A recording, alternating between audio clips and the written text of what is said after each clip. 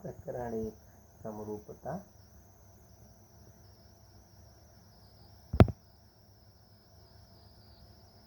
Math 2 standard 10।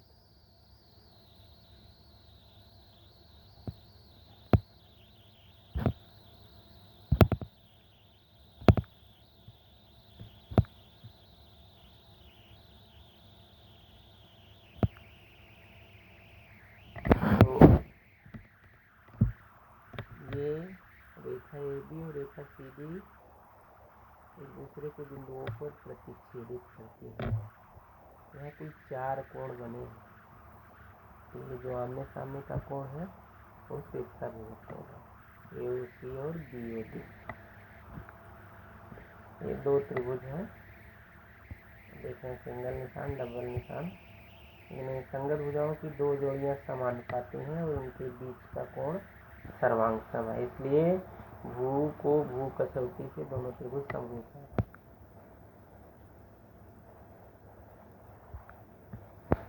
समलंब चतुर्भुज इन चारों में से कैसे भी आकृति हो सकती है। आपको दिख रहा होगा कि समूह भुजा की कौन सी जोड़ी समांतर है। APS समांतर QR है, ये समांतर नहीं है। ये समांतर इसके है, या लिखा है ये समांतर नहीं है। ये समांतर है और ये समांतर नहीं है।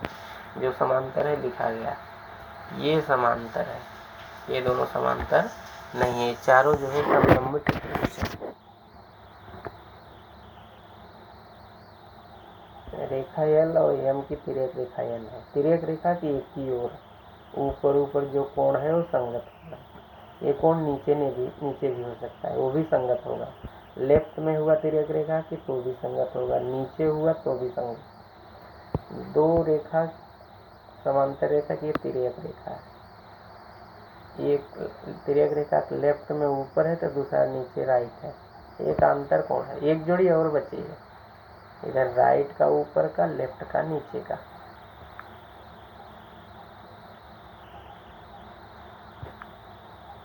देख रहे हैं 2 रेखा की ये तिर्यक रेखा है, ये दोनों एक ही साइड के कोण, वो अंतर कोण है, उनका जोड़ 180 अंश होता है।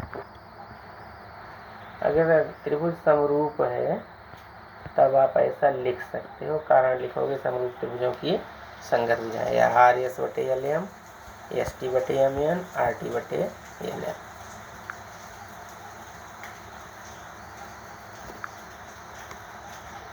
2 त्रिभुज है, देख रहे हैं P के संगत ये है, ये सर्वांग सम है।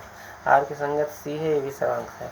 2 त्रिभुजों के संगत भुजाओं की संगत कोणों की 2 जोड़ियां सर्वांग सम है, इसलिए को कसौटी से 2 बार को आया ना, को कसौटी से समरूप है।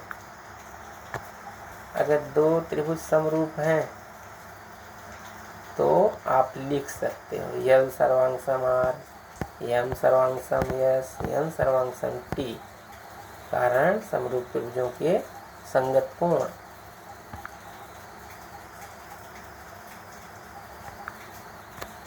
ABCD एक समांतर चतुर्भुज है, समांतर चतुर्भुज। तो ये समांतर चतुर्भुज की ये सम्मुख भुजा है और ये सम्मुख भुजा है। तो सम्मुख भुजा समांतर भी होती है, सर्वांग सम भी होती है।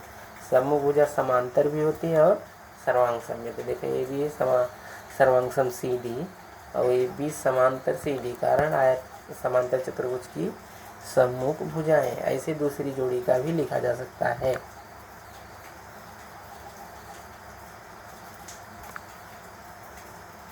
प्रश्न नंबर 5 देखिए,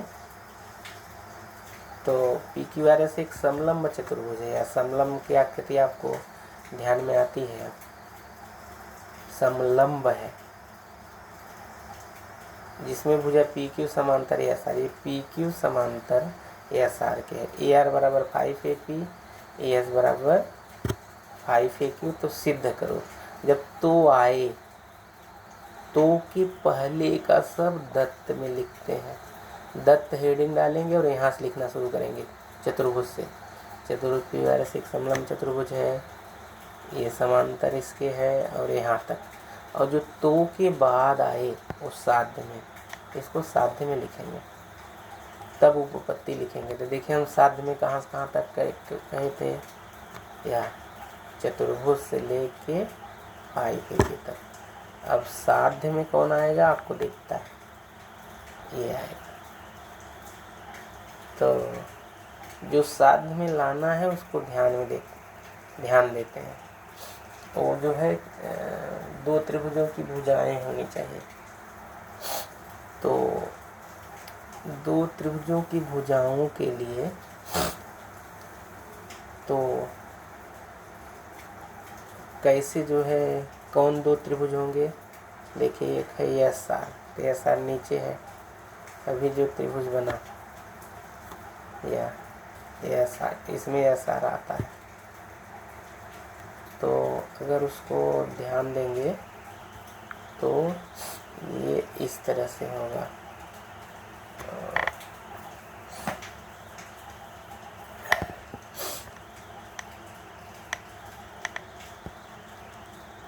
ए एस आर और दूसरा क्या है पी क्यू, ये ऊपर है।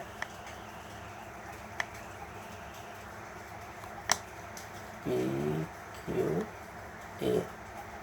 तो अभी शीर्षाभिमुख कोण आपको समझाया था कि कहाँ शीर्षाभिमुख कोण है। 2 लाइनें जहाँ काट रही हैं, देखिए ये पे काट रही है, ये और ये शीर्षाभिमुख कोण है, यानी ये ऊपर वाला निशान, ये नीचे वाला। अब एक कोण मिल जाए इन दोनों त्रिभुजों का, तो जो दत्त है वहाँ से देखिए, ये पी क्यू समांतर है एस आर के, पी क्यू समांतर, फिर रंग हुआ, पी क्यू समांतर है एस आर के। तो पी आर इसकी तिर्यक रेखा है, पी आर इसकी तिर्यक रेखा है, या तिर्यक रेखा, तब ये दो देख रहे हैं, ये दोनों एकांतर कोण है। इस तरह से ये 2 रेखाएं हैं, ये तिर्यक रेखा है। आप दूसरी तिर्यक रेखा भी ले सकते हैं, ये पी क्यू एस आर, ऐसे क्यू एस तिर्यक रेखा है, तब ये एकांतर कोण हुए पी क्यू एस, और दूसरा क्या हुआ क्यू एस आर, लेकिन यहाँ बीच में ये है या ये, तब तो जब ये है तो यह पी क्यू ए जो त्रिभुज बन रहा है इधर है, तो इसके संदर्भ में नाम लिखेंगे, कोण पी क्यू ए लिखेंगे।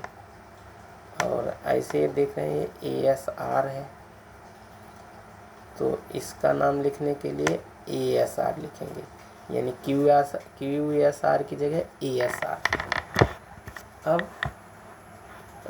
अब देखिए ध्यान से,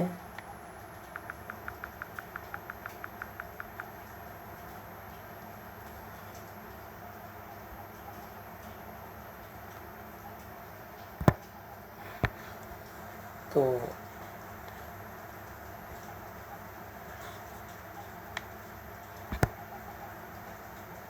दत्त आपने देखा था, साध्य। अब उपपत्ति पी क्यू समांतर एस आर, जैसा हम लोगों ने पढ़ा, पी क्यू समांतर एस आर। फिर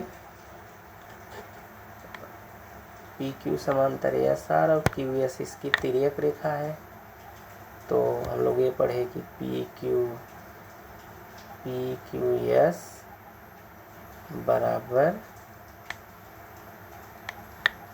आर एस क्यू, फिर उसका नाम बदल दिया, ए से लिख दिया।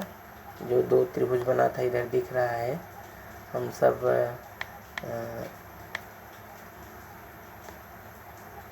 एक तो शीर्षाभिमुख कोण है, आपको पता था पहले से ही, यह शीर्षाभिमुख कोण लिखा गया।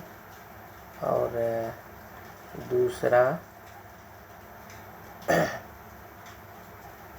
ध्यान दीजिए, ये पी क्यू एस और आर एस क्यू ये एकांतर कोण है। अब इसको जो है पी क्यू एस को पी क्यू ए लिख दिया और आर एस क्यू को आर एस ए लिख दिया। दो शर्त पूरी हो गई, ये कोण इसके सर्वांग हो गया और ये शीर्षाभिमुख कोण है, इसलिए को कसौटी से देखिए यहाँ समरूप लिखा, पी क्यू ए ये पहले वाले से और आर एस से समरूप हुआ, तो कारण लिख देंगे समरूपता की को कसौटी। अब जब समरूप हो गया तो संगत भुजा लिख दिया, पहला दो अक्षर बटे कर दिया, लास्ट का 2 बीच वाला छोड़ के कारण लिख दिया समरूप त्रिभुजों की संगत भुजाएं। अब आप ध्यान से देखिए, ये तो जैसे था वैसे उतार दिया, ए क्यू भी जैसे था वैसे, लेकिन ए एस की जगह प्रश्न में देखिए, ए एस की जगह क्या लिख सकते हैं 5 ए क्यू, या ए एस की जगह 5 ए क्यू। ए पी जैसे है वैसे, ए पी जैसे है वैसे उतारा, लेकिन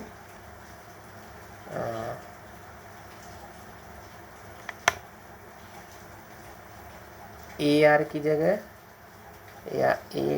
जगह 5 ए पी लिख दिया।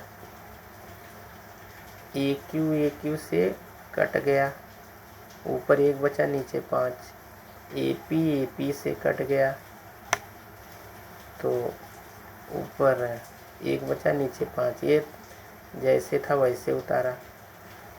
इन दोनों को साथ में लिख सकते हैं या इन दोनों को साथ में लिखा गया। अब तिर्यक गुणा कर दिया, पी क्यू का 5 में, एस आर का 1 में, या एस आर का 1 में, पी क्यू का 5 में।